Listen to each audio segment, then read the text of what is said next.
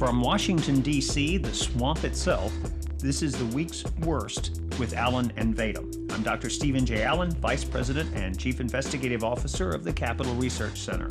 And I'm Matthew Vadum, Senior Vice President of the Capital Research Center. This is our podcast in which we dig through the news for stories that we think are the most outrageous, the most ridiculous, the worst. We do it so you don't have to, and Matthew, we're starting with you. Well, I wanted to talk about the coming sanctuary cities crackdown, and this is an article up at Bomb Throwers right now, and it's about Rahm Emanuel, the mayor of Chicago, went and did some special pleading with President-elect Donald Trump at the Trump Tower in Manhattan, and he was asking him, please, Mr. President-elect, please betray all of your supporters and don't crack down on sanctuary cities like mine, because my sanctuary city is so awesome and we love all the illegals there and they're fantastic. And my grandfather came 100 years ago and look at him now and look at me now, and isn't this great? So his grandfather came illegally or legally?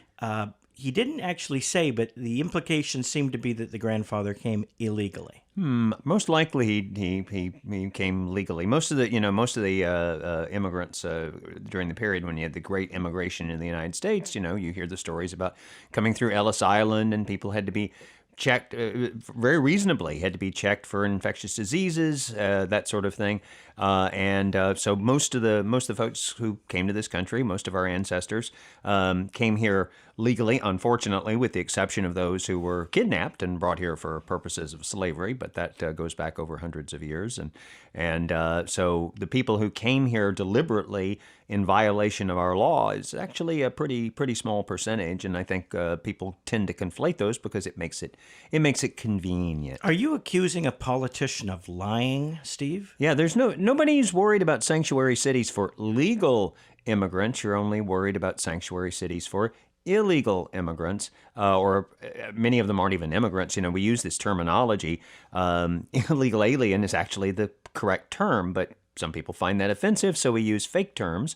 One is we call them immigrants. Most people who come to this country illegally, a good percentage of them, probably over half, eventually go back. So that means they're not necessarily immigrants. We also use the term undocumented, which of course is a nonsense term. That's like saying somebody who robs a bank has made an undocumented withdrawal. It's a term that means nothing and is not even accurate, as the proponents of many of these illegals actually state quite often. A high percentage, perhaps 40% or more of the illegal aliens in the U.S. are people who overstayed their visas. So they are not, in fact, undocumented. So again, these are terms that are used to sort of disguise what the reality is, and that's quite common, unfortunately, as used by people like Rahm Emanuel in the city of Chicago, that city of peace.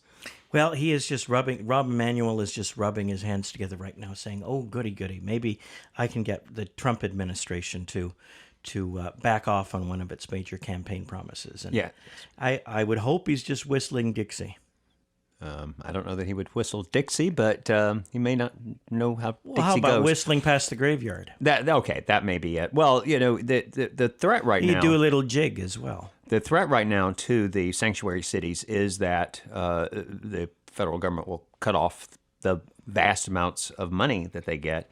You have New York City, for example, I believe is $100 billion in debt, and they're wanting more money. That sounds kind of low for New York City. Yeah, well, and it's something that'll never be paid back, and of course the politicians, they have a ultra left-wing government that is in place now with Bill de Blasio, and they managed to have the far left take over the city council and the public advocate office, basically eliminated all reason within the New York City government, and then in the last set of elections. And then they, of course, want to go on a spending spree, which is to be financed ultimately by the taxpayers of people from around the country, because the idea is that we will bail out New York City. And it's quite funny that they're complaining now in New York about the money that's being spent for security at Trump Tower, which is something obviously you have to do to protect the president-elect and the new first family, and they're complaining about that money while they're off on this spending spree that is unprecedented in American history, I think, among cities.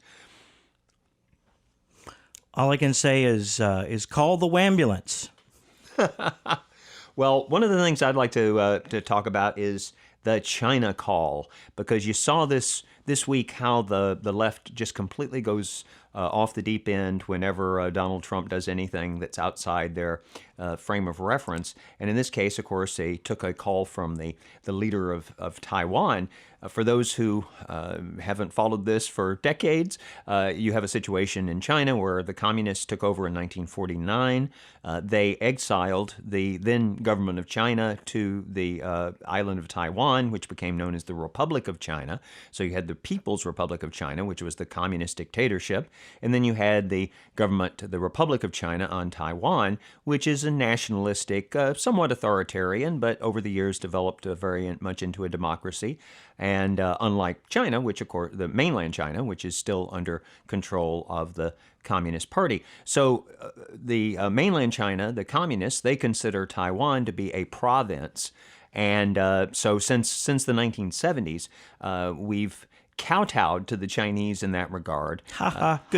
Good pun there, Dr. Allen. Yeah. And we've done that by refusing to publicly acknowledge the existence of the Republic of China on Taiwan, pretending they don't exist or pretending they're a province of China, even though under the table we provide them with lots of, it's not secret, but they just don't talk about it. We provide them with all this military aid. And of course, one of our top commitments in the international world is to protect Taiwan from being attacked and conquered by the communists in Beijing.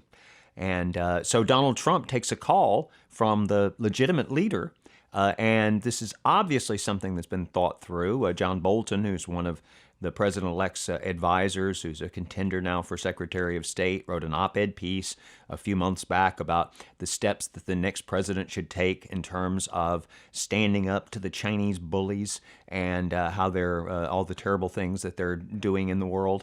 And one of them was we needed to start recognizing more of a relationship, being more open about our relationship with Taiwan.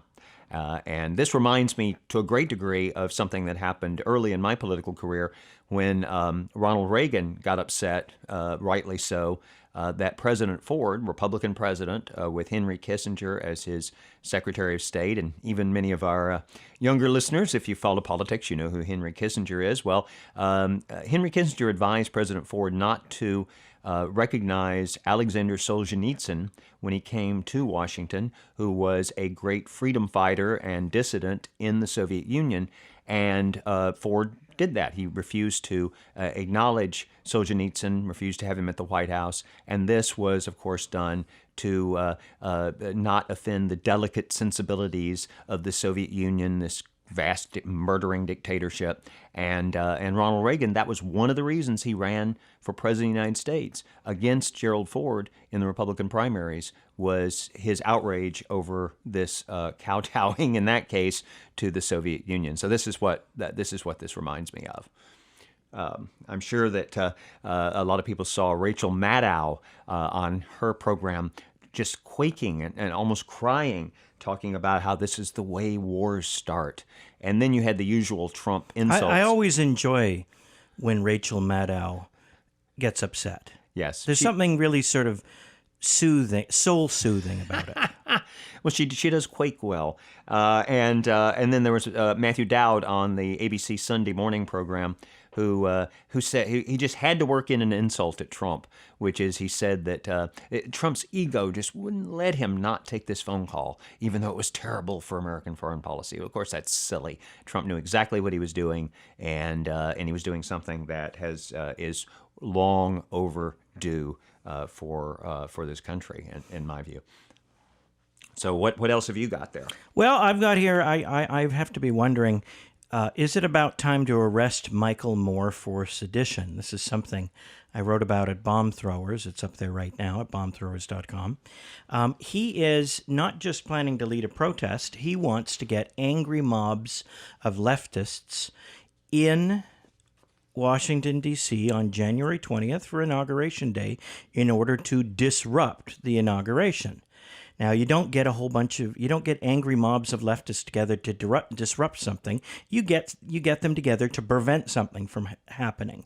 And this is what Michael Moore does. This is a particularly aggressive move even for him, but he wants all these people to come here, and he is saying that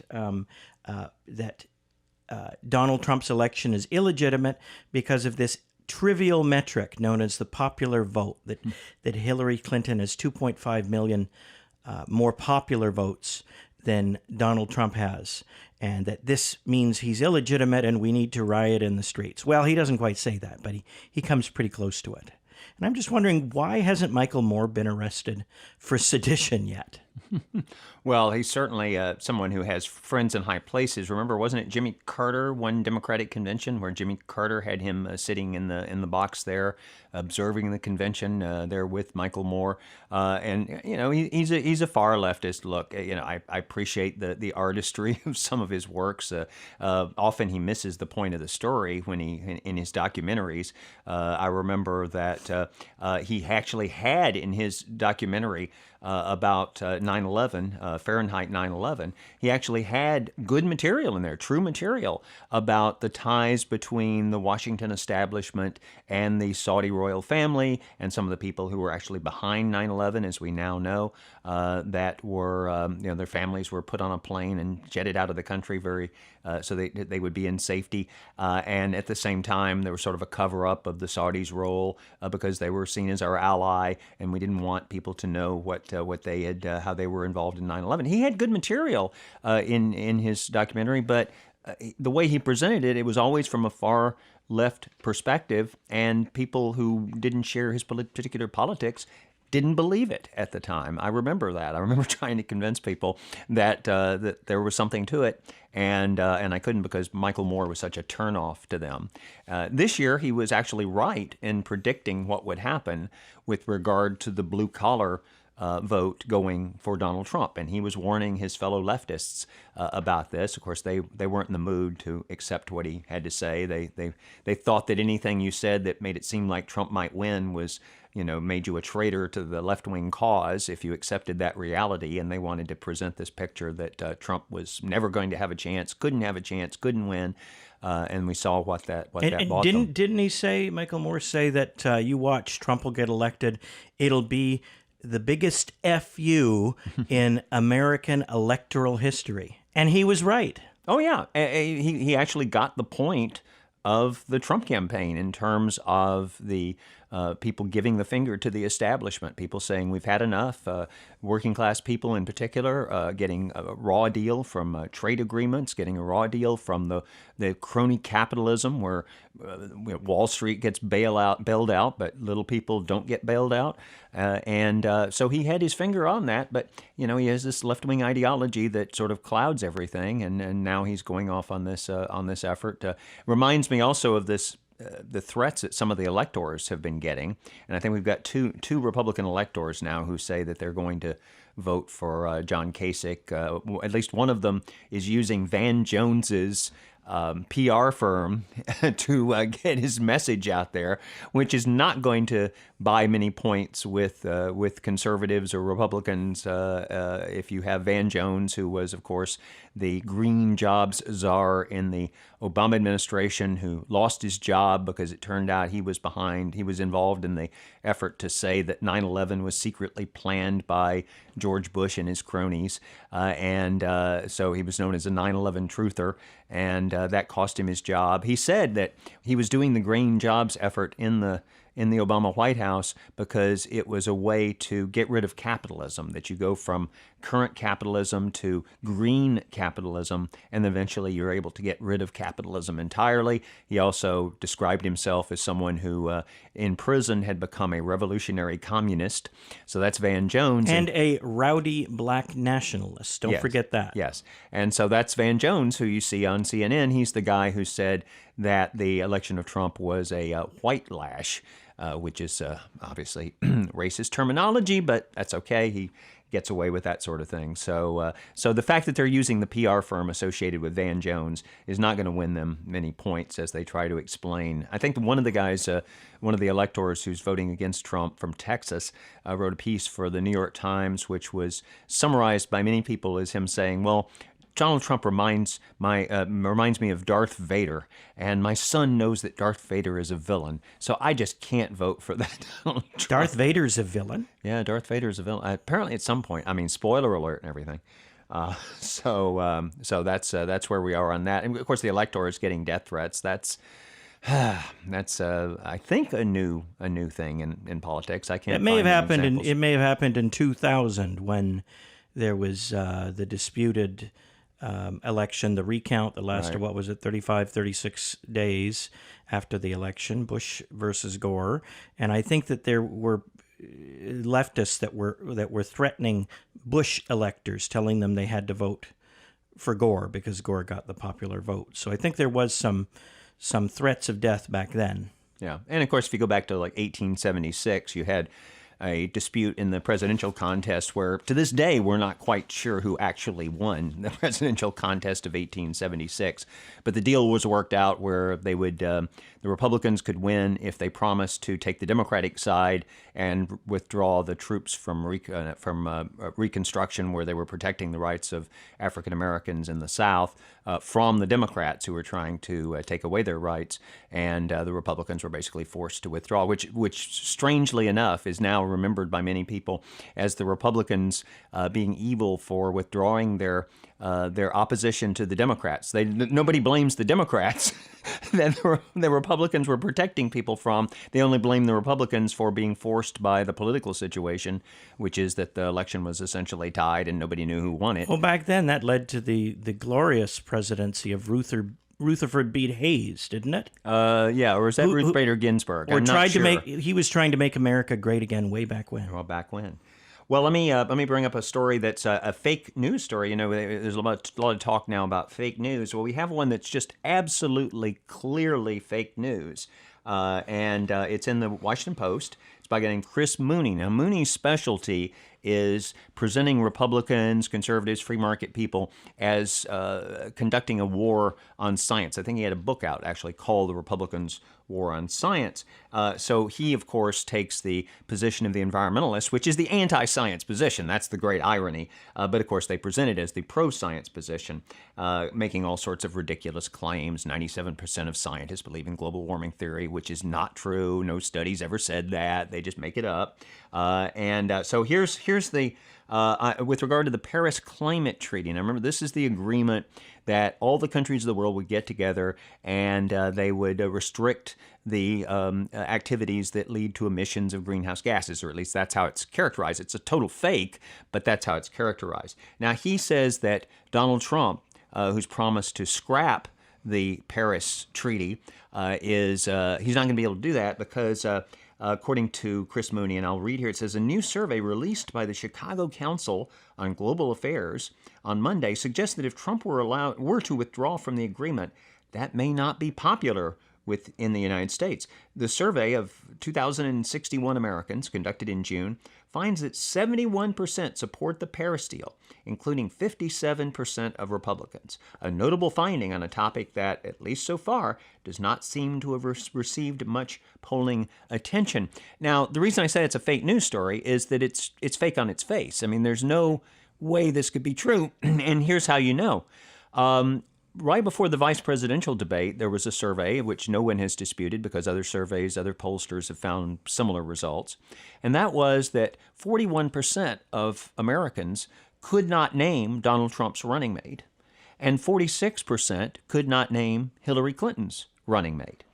Now, we are to believe Hillary Clinton had a running mate? Yeah. Some guy named Tim Kaine, I think it was. And we are to believe, if this were to be true, that would mean that even though 46% of Americans couldn't name Hillary Clinton's running mate and 41% couldn't name Donald Trump's running mate, yet 71% not only know about the Paris Agreement, not only understand the Paris Agreement, but they have an opinion in favor of the Paris Agreement. Wouldn't that be amazing if that were true? That must have been a very well-informed cross-section of the population. Obviously. This reminds me, back in the 90s, at one point, there was a survey that showed the vast majority of Americans being in favor of the Chemical Weapons Treaty. And I thought, well, gee, that's really strange, because I studied up on the Chemical Weapons Treaty. I had to write about it, and that's actually one of my fields. But I couldn't find anybody who really knew anything. I went down to Capitol Hill, and I walked around Capitol Hill and said hello to people and struck up conversations. I couldn't find people who worked on Capitol Hill who knew anything about the Chemical Weapons Treaty, and yet, according to this survey, the vast majority of Americans were in favor of it. Were these the same people who wanted to ban dihydrogen monoxide? Yes, this is something that sometimes you'll have a student who'll go out and have a petition to ban dihydrogen monoxide, which is one of the world's top killers. Many thousands of people die every year as a result of overexposure. In fact, I don't think there's anyone who's ever lived who hasn't consumed dihydrogen monoxide. Yes, at one it's time. right out there in the environment, and yet nobody's doing anything to take it out of the There environment. really ought to be a law, don't you think? Yeah, it's absolutely, it will kill you if you are in a room full of dihydrogen monoxide for more than a few minutes. You will in fact die, and of course that's water. And yet people have actually collected petitions they've gone to city councils and they've listed all the negative effects of dihydrogen monoxide, and they've presented this and then gotten city councils to pass resolutions banning dihydrogen monoxide. It reminds me of the Lincoln Chafee, who was later the governor of Rhode Island, briefly ran for president this last time, and he was a senator, and he attacked one of the witnesses because the witness had said that carbon dioxide is harmless to humans, which it is, and yet the environmentalists are trying to treat it as pollution and regulate it as a pollutant, and yet it's harmless to humans. And Senator Chafee just flew into a rage because he said, I have reports from my constituents all the time, people dying in their garages of exposure to carbon dioxide. And of course, for those who haven't Googled it yet or don't know, carbon dioxide is harmless to humans. It's carbon monoxide that people die from The in their stuff that garages. comes out of the exhaust pipe on your car. Yes, which, because your body treats it as if it were oxygen, then if you breathe too much in, you will die. And here you have a senator who's voting on whether to have the government regulate carbon dioxide, which has drastic effects on the world economy. We're talking about impoverishing billions of people, and this guy's knowledge is such that he doesn't know the difference between the dangerous gas carbon monoxide and the completely harmless gas that, by the way, every human and every other animal on Earth is constantly exhaling. He didn't know the difference between carbon dioxide and carbon monoxide. The other thing I wanted to talk about, Dr. Allen, was what happened in the House of Representatives. The Republicans have backed off of their pledge to impeach and remove from office the IRS Commissioner, John Koskinen. I've got an item in bombthrowers.com about it right now, and it seems that they just sort of pocket vetoed it on their legislative calendar, shunted it off to the side, sent it back to committee, and yet they were so hot to get rid of this guy, IRS Chief John Koskinen, because he played a significant role in the cover-up of Lois Lerner's targeting scandal. That is the scandal in which the IRS knowingly and deliberately applied heightened scrutiny to conservative and Tea Party 501c4 nonprofit organizations, making them answer all sorts of questions that they wouldn't ask liberal groups, delaying their applications for years. Some of them speculate that it may have even cost the election in 2012. No way to know for sure if that's true. It's a historical what if, but it's a serious problem when the IRS is picking favorites and rewarding one point of view and punishing the other point of view. What do you think happened in What do you think happened in the House? Why didn't they go ahead? It would have been an easy point to make. It would have been really easy to impeach the guy. Well, there's a tendency to do this "let bygones be bygones" thing after one side loses the election. But you have to remember, one of the things about impeachment is that you are disqualifying that person for future service in the government. And it's important to send that signal. We've talked about Hillary Clinton and how, I know there's no mood to do this, but, I would like to see an effort to impeach Hillary Clinton. You say, impeach Hillary Clinton, she's not in office, she didn't get elected. Yes, but the principle of impeachment applies to former office holders who committed crimes in their office or covered up crimes.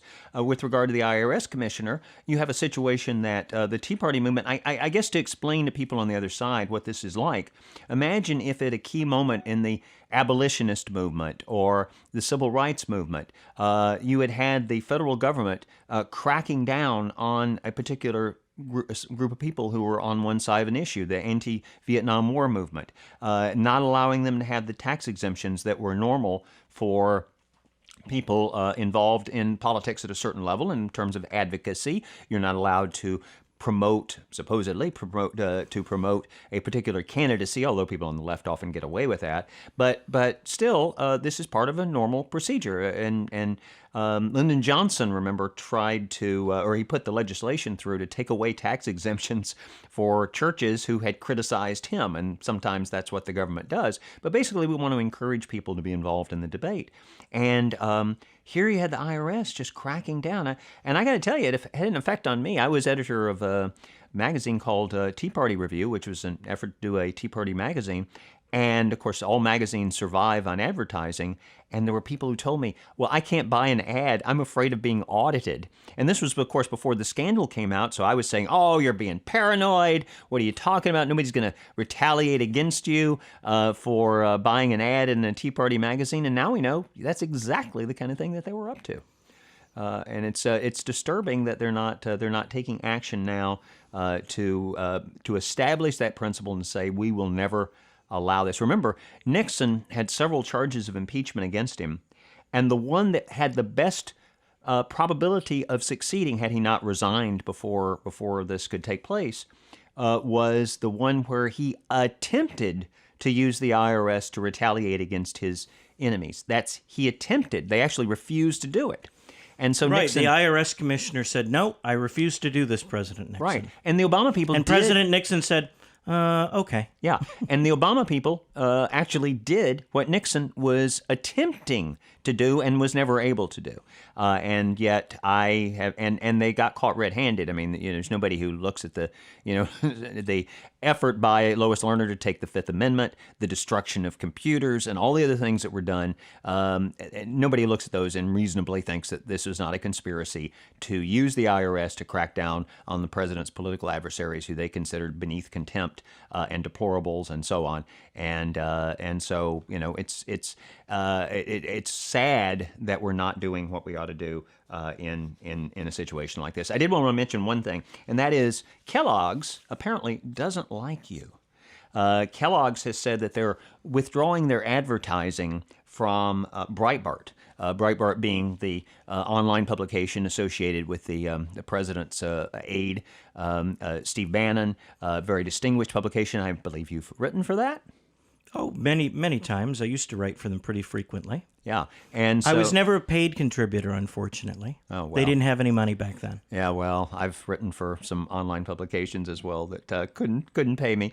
But by the way, we had about this precise topic, the Breitbart blacklist. There's an item up on bombthrowers.com about this right now. Oh, okay. And so I should just mention that Townhouse crackers, I like those, but I guess I won't be buying those anymore.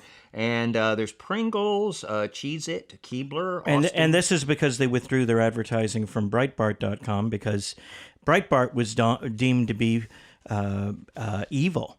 It embraces homophobia, sexism, racism, Islamophobia, every other ism or phobia you can think of. Right. Basically, if Breitbart is for it, it's bad. Yes, and in the sense that of the deplorables, which is people who are falsely accused of those things, because Breitbart, of course, has been falsely accused of those things. But that doesn't stop Kellogg. The fact that it's false doesn't stop Kellogg's. Pringles, Eggo waffles, Special K, Frosted Flakes. I'm just gonna. It's easy to find lists of things that that Kellogg's produces, and so maybe people should hear from Kellogg's that. If Kellogg's doesn't believe that Breitbart shares their values, they say we don't advertise with companies that don't share our values. Well, then maybe people who don't share their values should not buy their products. Well, the charitable organization that grew out of that, W.K. Kellogg Foundation, there was actually a guy named W.K. Kellogg. And he was a conservative, and as most of these foundations do over time, they drift to the left because people enamored of the vision of the benefactor die and are replaced by others who don't know, what granddaddy was interested in, and they start backing other causes. But the Kellogg Foundation is one of the largest philanthropies in America, and it's been funding all sorts of left-wing social engineering, radical schemes for decades. So it's really not that surprising to anybody who follows Kellogg's, which is based in Battle Creek, Michigan, by the way. It shouldn't be a surprise to anybody who follows them that they have been on the crazy left for a long time. And they were crazy. If you go back beyond that, the breakfast cereal movement began as a way to control people's sex drive, because it was thought that these products would control people's sex drive. That was kind of nuts. So the tradition of nuttiness continues to this day. Well, we'll be back next week, and we hope you'll join us. Please follow us at the Capital Research Center on Facebook, on our YouTube channel, and at Capital Research on Twitter. I'm Dr. Stephen J. Allen. And I'm Matthew Vadum. Thanks for listening.